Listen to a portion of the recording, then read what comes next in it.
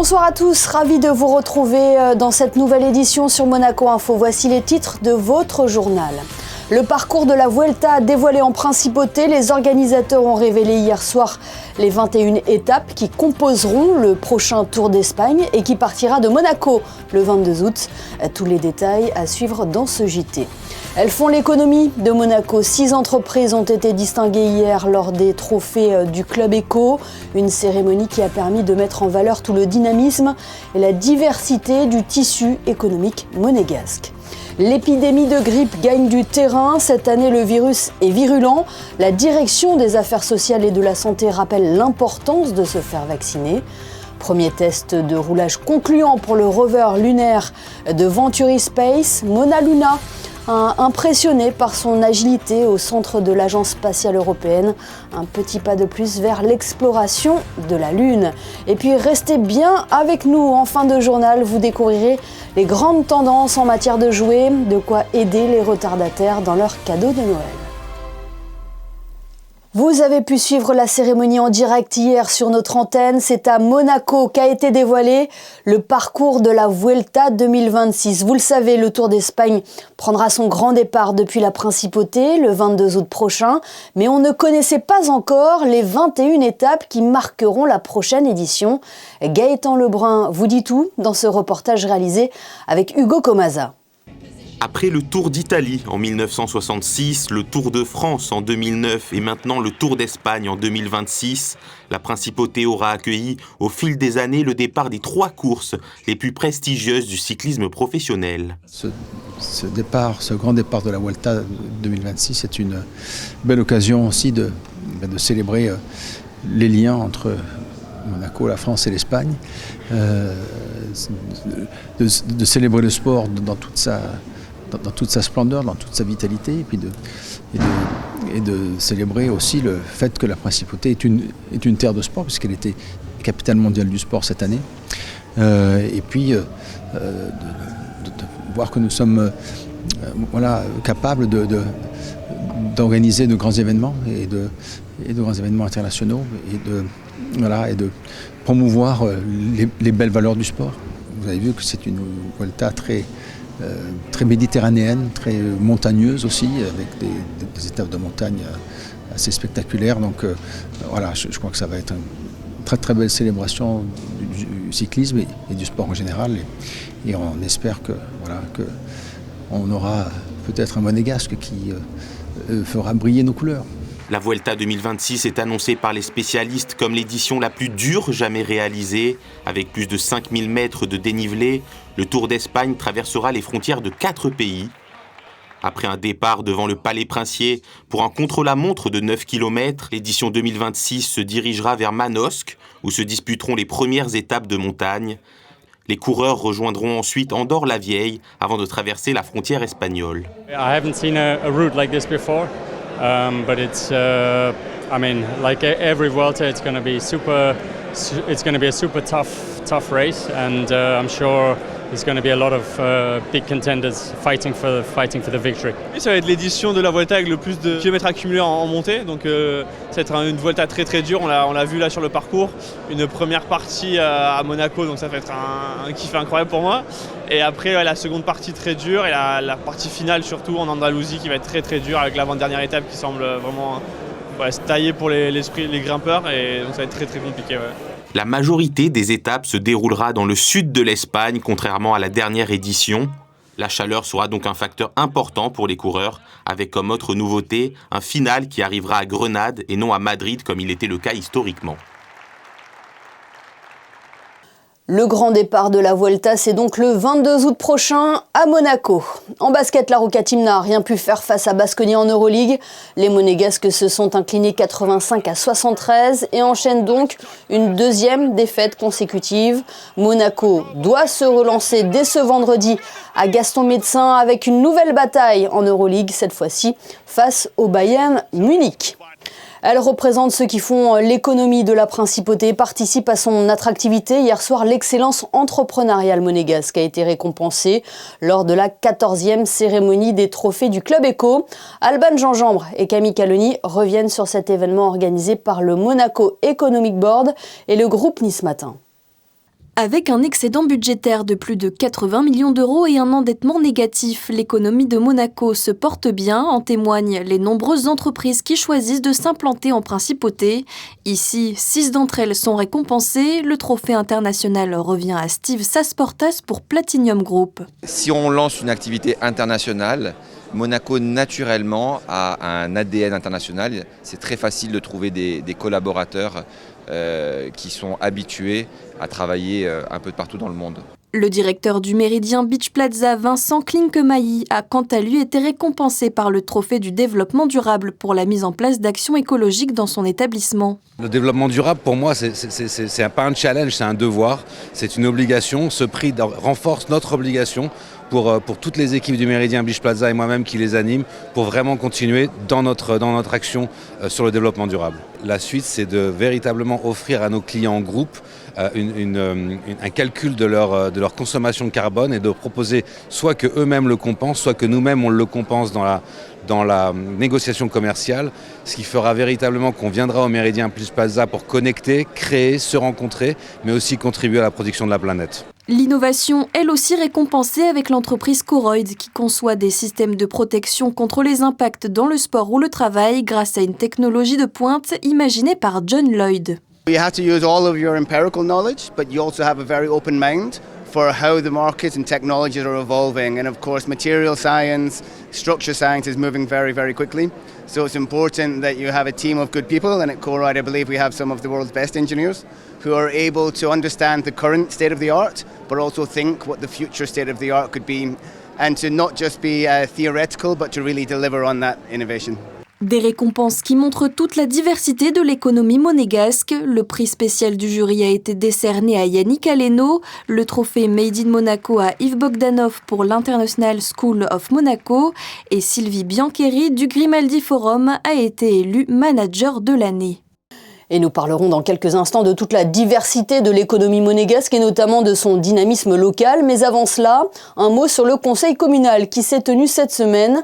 La dernière séance de l'année a permis de faire le bilan de l'année écoulée, mais aussi de voter les perspectives pour 2026. Les détails de Fabien Bonilla et Lionel Bernardi.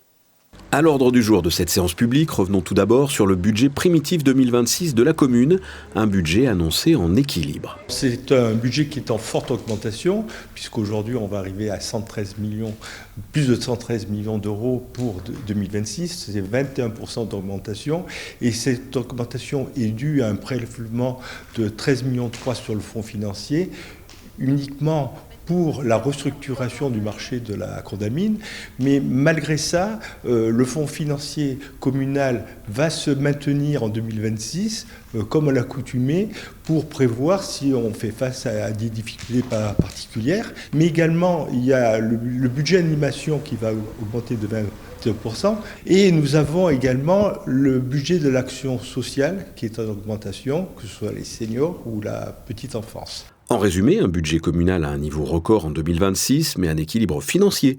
La commune continuera d'ailleurs de faire évoluer son organigramme afin de répondre notamment aux actions croissantes de nouveaux lieux tels que la médiathèque Caroline récemment inaugurée, la nouvelle salle de spectacle Live by Léo Ferré, mais aussi des réouvertures telles que le jardin exotique ou encore l'espace Lamartine. Pour les ouvertures, nous avons d'abord le jardin exotique, ça sera en mars 2026, avec toujours la gratuité pour les monégasques, c'est important.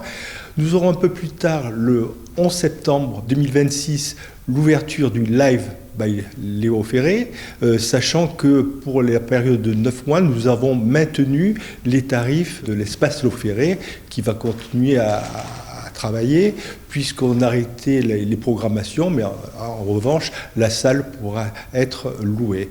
Et enfin, c'est sans doute le plus important pour nos administrés, l'espace Lamartine est en bonne voie pour être réouvert au mois de juin 2026. Un dossier d'urbanisme était aussi à l'ordre du jour de cette séance. Les élus se sont prononcés en faveur de la restructuration et de l'extension de la Villa Saubert du côté du Larvoto, l'une des 2 villas qui composent le NMNM.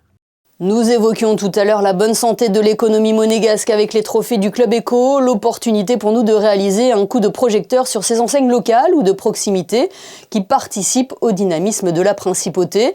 Elles sont unies par une même ambition, aller plus loin ensemble. Et c'est dans cet objectif qu'une soirée a eu lieu hier soir au restaurant Marius afin de créer du lien et ouvrir des perspectives. Les explications de Christinda Petit-Homel sur des images de Lionel Bernardi. Le commerce local était à l'honneur hier soir lors d'une soirée organisée à l'établissement Marius. Pour la première fois, l'application Carlo et Lucam ont uni leurs forces pour organiser un grand événement de networking dédié à la valorisation des acteurs économiques de la principauté. À l'approche des fêtes de fin d'année, période stratégique pour le commerce de détail, plus d'une centaine de chefs d'entreprise, commerçants et artisans se sont réunis aux côtés de représentants du gouvernement, du Conseil national et de personnalités de la principauté. Une soirée conviviale placée sous le signe de la collaboration et du dynamisme. On travaille donc avec le gouvernement depuis de nombreuses années, avec les employés de la fonction publique qui reçoivent ces bons cadeaux, mais aussi plus d'une soixantaine d'entreprises en principauté, KPMG, la SBM, la SMEG, qui aussi distribuent des bons cadeaux. Et c'est assez innovant, donc c'est des bons cadeaux fléchés pour Monaco, qui permettent de contribuer à l'économie locale, d'aider les commerçants, de générer aussi de l'économie en principauté. Je crois qu'il faut évidemment pas perdre de vue, c'est la fidélisation du client qui reste en principauté grâce à l'application. Il y a le système de cashback qui permet aux clients de capitaliser de l'argent. Et ça, c'est vraiment l'essentiel de cette application et c'est ce qui permet son fonctionnement au quotidien avec les pendulaires et les gens de la principauté qui restent à Monaco pour consommer. C'est très important. Au programme, échanges professionnels, perspectives partagées et la diffusion d'un film rappelant l'importance du commerce de proximité en principauté. Une initiative qui confirme la volonté croissante de soutenir les circuits courts, renforcer le lien avec les clients et encourager l'excellence du savoir-faire local. Aujourd'hui, on compte un grand nombre de commerces partenaires. On a plus de 700 commerces, à peu près 750 commerces partenaires en principauté. Donc ça couvre à peu près l'ensemble des commerçants à Monaco. Et on a encore de nouveaux commerces qui nous rejoignent. Des commerçants qui viennent d'ouvrir en principauté. Il y a un beau aussi renouvellement des nouveaux entrepreneurs qui viennent aussi s'installer, qui viennent aussi proposer des nouvelles idées en principauté. Lucam, depuis quelques années, on essaie d'abord d'être au plus proche des commerces de la principauté, de tous les secteurs. Il ne faut pas oublier aussi les artisans. Chez les artisans, on peut imaginer bien entendu par exemple les salons de coiffure, les plombiers, etc. On essaie d'être proche avec eux et de faire un lien toute l'année dans plusieurs commissions, dans des réunions avec le gouvernement princier, la mairie et bien entendu le Conseil national qui est notre partenaire aussi quand il s'agit de rapporter et de remonter des informations auprès du gouvernement pour la satisfaction de nos commerces en principauté. La soirée s'est achevée par une remise de prix récompensant 5 commerçants monégasques élus par la communauté Carlo pour leur engagement et leur contribution à la vie économique. Parmi eux, le restaurant Wu, le magasin Narmino, distingué pour sa vitrine, l'établissement Yume, la griffe AMC Haute Couture et la Fnac de Monaco. Autant d'exemples qui illustrent l'ambition partagée de valoriser le commerce local et de soutenir ensemble l'avenir économique de la principauté. Dans un tout autre domaine, l'épidémie de grippe gagne du terrain. La circulation de ce virus de l'hiver s'intensifie fortement dans les Alpes-Maritimes et Monaco n'est pas épargné. Le département des Affaires sociales et de la Santé souhaite rappeler à l'ensemble de la population l'importance de se faire vacciner contre la grippe. On vous explique pourquoi dans ce reportage d'Alban Jean-Jambre, Fabien Bonilla, Camille Caloni et Jean-Alexandre Dordet. Le gouvernement rappelle que la vaccination contre la grippe saisonnière reste une solution majeure de prévention, y compris après le début de la circulation du virus. Elle contribue à diminuer le risque de formes graves, de complications et de transmission, notamment chez les personnes les plus vulnérables, telles que les personnes âgées, celles atteintes de maladies chroniques, en situation d'obésité ou les femmes enceintes. Le vaccin a un taux de protection satisfaisant. Soit il protège, soit il atténue les symptômes. Donc c'est très important pour les personnes fragiles de se faire vacciner parce que ça évite des hospitalisations, mais aussi des passages en réanimation, par exemple. Pour la vaccination, chaque année, il y a un message qui est envoyé à toutes les personnes sensibles, notamment les plus de 65 ans. Il faut savoir que la vaccination grippe est remboursée pour tout le monde à Monaco, en tout cas pour les assurés sociaux des caisses sociales monégasques. Le vaccin peut se faire en pharmacie directement ou alors par son médecin généraliste ou alors par un infirmier. À Monaco, pas de rupture de stock. Les pharmacies fonctionnent à plein régime. Ça fait depuis le mois d'octobre que la campagne de vaccination a bien démarré et au mois de novembre s'est intensifié, décembre encore plus. Effectivement, on est sur une moyenne de 40-50 vaccinations par jour. Voilà. Donc, depuis le début, on a déjà fait, je pense, à peu près 1700-1800 vaccins minimum. Le vaccin, mais aussi les gestes barrières avec le lavage régulier des mains, l'aération fréquente des espaces clos, le port du masque en cas de symptômes, l'utilisation de mouchoirs à usage unique et enfin, éviter d'être en contact rapproché avec les personnes vulnérables lorsque l'on est malade. Et il ne reste plus qu'à appliquer ces conseils pour échapper à la grippe ou aux autres virus de l'hiver qui circulent en ce moment. Partons à la conquête de l'espace à présent et plus précisément de l'exploration de la Lune. 5 mois après sa présentation au Salon du Bourget, le rover lunaire Mauna Luna de Venturi Space vient de réaliser ses premiers tests à Cologne en Allemagne et ils sont plus que concluants. Alexandra Pani et Lionel Bernardi reviennent sur les enjeux de ce rover fabriqué en Europe et qui illustre le travail collectif de Monaco, la Suisse et la France. Le 19 décembre 1972 se concluait la mission Apollo 17. Depuis, cela fait 53 ans que l'homme n'est plus retourné sur la Lune. Mais ces dernières années, le satellite naturel de la Terre a retrouvé une certaine popularité auprès des agences spatiales internationales, et notamment l'ESA, l'agence européenne. Le groupe Venturi Space développe actuellement dans ses locaux français à Toulouse un rover lunaire européen qui pourrait justement prendre part à cette nouvelle mission envisagée par l'ESA. Alors l'idée de ce breadboard numéro 1, Mauna Luna, c'est de montrer la capacité de faire un rover de grande taille. Il pourra faire entre 750 kg et 1000 kg. On pourra transporter dessus jusqu'à 350 kg de charge utile, de payload. Et ça, c'est très intéressant pour l'ESA et le CNES, afin d'emmener des expériences sur la Lune, afin de faire de l'exploration sur la Lune. L'idée, c'est aussi d'utiliser des moyens de transport européens, c'est-à-dire Ariane 6.4. Et en ce moment, l'ESA est en train de développer un alunisseur qui s'appellera l'Argonaut. Et donc, on fait un rover compatible avec l'Argonaut et la fusée Ariane. L'idée, c'est de se projeter aux alentours de 2029. Le rover Venturi est encore dans sa phase de développement, mais vient d'effectuer une importante série de tests dans le centre Luna à Cologne, en Allemagne. Il y a 700 mètres carrés de terrain qui simule le sol lunaire. Et c'est un sol très particulier, ce qu'on appelle la régolithe, qui est une poussière très très fine qu'on pourrait comparer à un ciment, c'est très très volatile.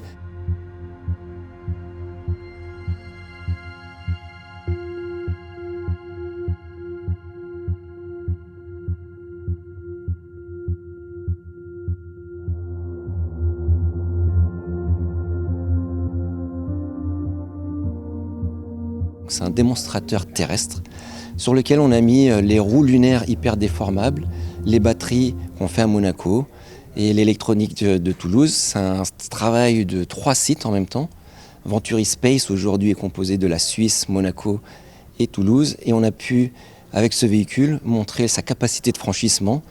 On a creusé des cratères en fait, comme sur la Lune. Et on est descendu dans le cratère, on est remonté du cratère et ça fait des pentes de 30 degrés, ce qui est équivalent à 60%. Ce qui est énorme en fait, ça ressemble après une bonne balade en montagne avec une bonne pente à franchir. Et grâce aux roues déformables aussi, on a pu montrer sa capacité de traction, c'est-à-dire qu'on s'enfonce très peu dans la régolithe. Un premier succès pour Mauna Luna. Prochaine étape, un retour au centre de test de l'ESA dans le courant du premier semestre 2026 pour simuler l'égresse, la phase de descente de l'atterrisseur. Et restons la tête dans les étoiles avec ce grand spectacle de Noël qui sera présenté les 22 et 23 décembre prochains sous le chapiteau de l'espace Fontvieille. Monaco sous les étoiles nous emmène dans un voyage poétique et féerique à travers le temps. Cette création originale est mise en scène par Hassan El Ajami et portée par des artistes internationaux. Le chorégraphe est en duplex avec nous pour nous présenter ce spectacle. Bonsoir Hassan El Ajami. Bonsoir. Monaco sous les étoiles, c'est le titre de ce spectacle de Noël qui sera proposé en début de semaine prochaine en Principauté. Quelle est son histoire ? Alors son histoire, nous sommes en 1868. Notre jeune héros Elliot qui quitte sa terre natale pour une vie meilleure. On le retrouve à la gare de Monaco, le manège des trains et des voyageurs qui partent et d'autres. Il s'invente un métier, cireur de chaussures nuit et jour, donc il cire les chaussures. Donc un voyageur, 2 voyageurs, 10 voyageurs. Et un beau jour, il y a un voyageur qui égare une mystérieuse boîte. Curieux et attiré par cette boîte, Elliot s'en empare et décide de l'ouvrir. La magie opère. Il rentre dans une perception de l'univers où toute perspective est changée. Il rencontre des personnages en couleur, des performances à couper le souffle, un conte féerique mêlant cirque et hip-hop. Vous avez 15 artistes qui collaborent à l'élaboration du spectacle. C'est une aventure captivante que notre héros s'apprête à entamer. Monaco s'illumine de toute la magie des fêtes de Noël. C'est plus qu'un spectacle, c'est une véritable féerie. Et sur son chemin, il a un sablier, il va en avant, en arrière, dans le passé, dans le futur. Mais quand est-ce que Elliot sera le plus heureux ? Ça, on va le découvrir le 22 et 23 décembre prochain, en fait. C'est un spectacle qui a été créé sur mesure, Hassan, pensé par votre compagnie Aspop. Oui. Je l'ai écrit, je l'ai pensé. C'était une évidence quand j'ai rencontré la princesse avec Salim. Salim qui m'a présenté la princesse parce que on avait déjà fait un spectacle, c'était Monaco avec le Cirque du Soleil en 2018. Et Salim, en travaillant au palais, il a pensé à moi et j'ai fait la rencontre avec la princesse et c'était une évidence de faire un spectacle autour de la principauté de Monaco pour les petits monégasques. Et j'imagine que c'est un honneur pour vous. Ah, c'est un honneur. Et puis, ce qu'il faut savoir, c'est que les profits sont réversés à la SPA de Monaco et à la Fondation Princesse Charlène. Donc ça nous touche vraiment. Vous l'avez dit, ce spectacle mêle à la fois la danse, du contemporain, du hip-hop et puis l'art du cirque, parce qu'on le précise, c'est un peu votre signature. Vous êtes un ancien artiste du prestigieux Cirque du Soleil. Oui, c'est ça. J'ai fait 2000 représentations dans le spectacle les Beatles Love. Donc, je travaillais pour les Beatles, pour Paul McCartney, Ringo Starr, Yoko Ono, Olivia Harrison et un peu Michael Jackson parce qu'il avait des droits, donc je l'ai rencontré aussi. Et oui, j'ai travaillé pour ces... oui, il faut se pincer à chaque fois parce que je réalise pas toujours. Et quand j'en parle, je me dis oui, ça s'est vraiment passé. Et oui. Je suis passé metteur en scène chez eux, en passant aussi par la Star Academy en France ou America's Got Talent aux États-Unis, voilà quoi. Pour en revenir à ce spectacle, Hassan, il a été conçu pour toute la famille. S'il y avait un mot à dire ce soir à nos téléspectateurs pour leur donner envie de venir les 22 et 23 décembre sous le chapiteau de Fontvieille. Alors c'est un spectacle à couper le souffle, il faut venir, il y a du cube, il y a de la capillotractio, c'est une fille qui est accrochée par les cheveux, vous avez du trampoline, du air track, vous avez une roue cire, vous avez un homme volant, vous avez de la magie nouvelle, c'est un monde féerique où de 7 à 77 ans on s'y retrouve, donc n'hésitez pas, venez nous voir et ça va être grandiose. Et on le sait, il reste encore quelques places qui sont disponibles partout. Merci beaucoup Hassan El Ajami d'avoir été notre invité ce soir. Merci à vous, merci. Et oui, Noël approche à grands pas, il vous reste moins d'une semaine pour trouver le cadeau idéal. Dans les magasins de jouets, la course est lancée, certains articles victimes de leur succès sont déjà en rupture de stock. Pour vous aider dans cette dernière ligne droite avant les fêtes, Alexandra Pani a tenté de dénicher pour vous les pépites en vogue avec l'aide de Charlotte Pietremont, Vincent Vassallo et Alexandra Paolini. Merci beaucoup. Merci à vous. Au revoir. Bonjour, c'est taqué. Achat de dernière minute ou cadeau complémentaire à ajouter sous le sapin, rassurez-vous, sur les étagères de ce magasin de jouets, il reste du choix. Mais cette année encore, certains cadeaux étaient plus sollicités que d'autres. Une marque qui sort du lot, c'est quand même VTech. À mon avis, à ce jour la marque qui est la plus performante pour les petits. Après, il y a tout le bois. Le bois se vend bien, mais à partir d'1 an, avec la marque Geco, beaucoup d'autres maisons. Mais là, il y a de la qualité. Pour les petites filles, Barbie est redevenue toujours, voilà. Lego à fond la caisse. Et la tendance très à la mode actuellement, c'est Stitch. Stitch, tout le monde veut du Stitch. Je ne sais pas jusqu'à quand, mais pour l'instant, tout le monde veut du Stitch. Et la grosse folie, c'est les cartes Pokémon. Et ça, c'est très qualitatif. C'est Made in France, c'est la marque Anima. C'est encore assez confidentiel, mais très qualitatif. Et ce sont des bons produits. Bon, moi, c'est pas des produits qui sont donnés, mais c'est pas des produits hors de prix. Vous voyez, celle-ci avec son bébé, c'est 39 €. C'est pas la ruine, mais vous pouvez toucher, c'est de qualité. Des produits originaux, locaux et de qualité qui dureront dans le temps, car c'est aussi cela qu'on recherche aujourd'hui, des jouets qui peuvent se transmettre et créer du lien. Les indémodables sont aussi toujours très recherchés, notamment par les grands-parents. Je recherche la fameuse girafe, Sophie. Voilà, mais je la trouve pas toute seule. Je sais que mes enfants et mes petits-enfants l'ont eu, donc j'ai envie de continuer à l'offrir. Ça se passe très bien.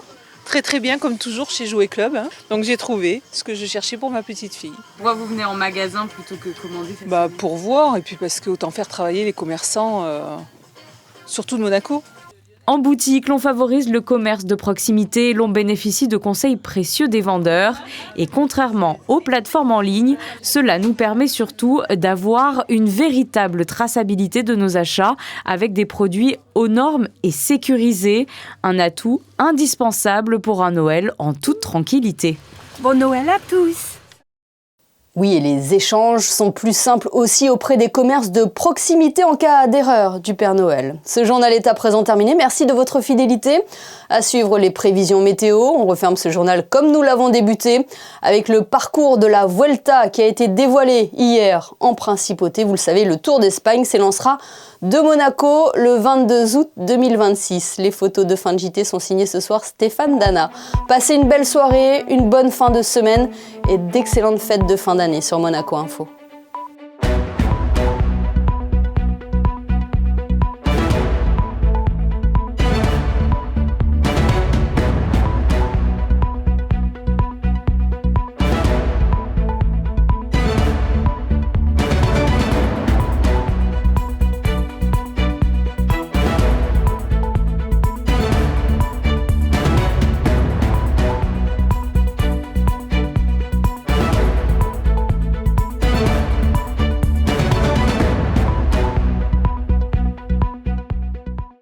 Retrouvez la météo avec Suisse Courtage, le spécialiste de l'assurance à Monaco depuis plus de 35 ans. Notre expertise à votre service.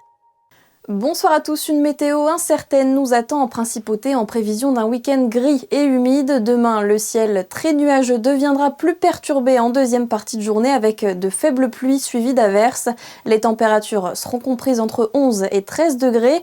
Le vendredi 19 décembre, nous fêtons les Samantha. Et le 19 décembre, c'est aussi la journée internationale du pull de Noël. Alors que vous soyez chez vous ou au travail, n'hésitez pas à vous prêter au jeu et à sortir votre plus bel accoutrement pour la saison des fêtes. C'était la météo avec Suisse Courtage, le spécialiste de l'assurance à Monaco depuis plus de 35 ans. Notre expertise à votre service.